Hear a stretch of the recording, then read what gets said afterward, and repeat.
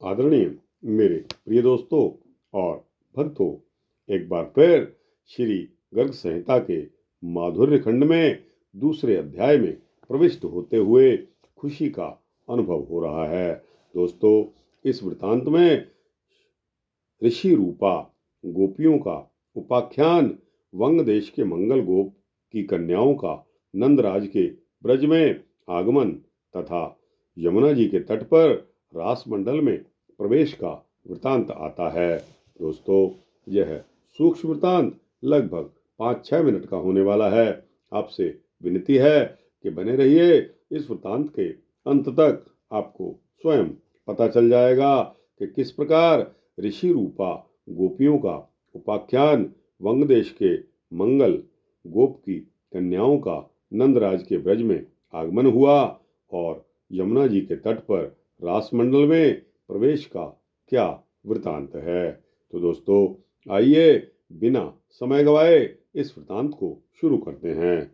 दोस्तों, नारद जी कहते हैं कि मैथिल, अब तुम ऋषि रूपा गोपियों की कथा के बारे में सुनिए।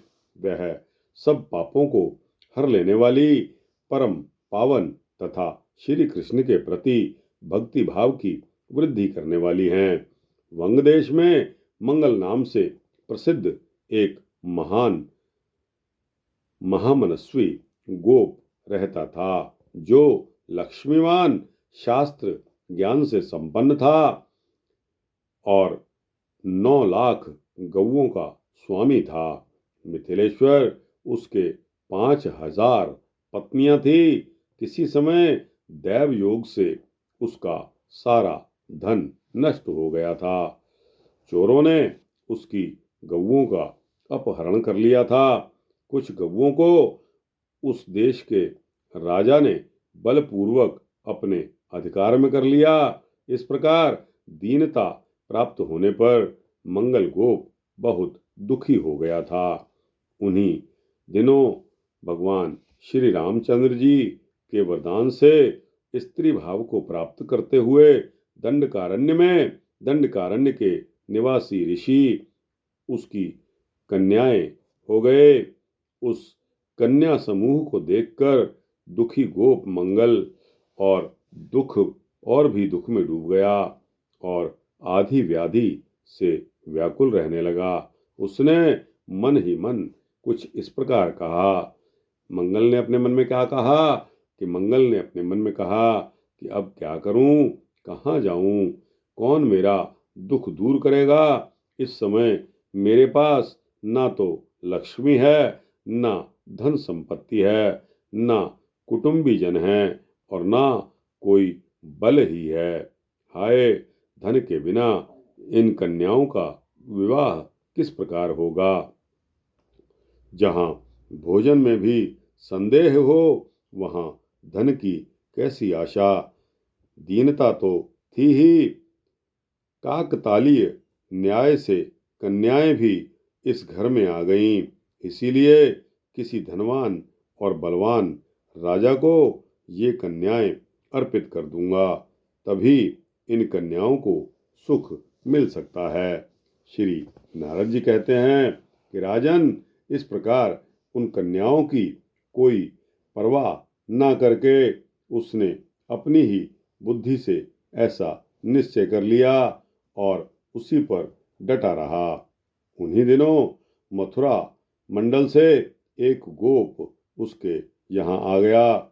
वह तीर्थ यात्री था। उसका नाम जय था। जय बुद्धिमानों में श्रेष्ठ और वृद्ध था। उसके मुख से मंगल ने नंदराज के अद्भुत वैभव का वर्णन सुना था।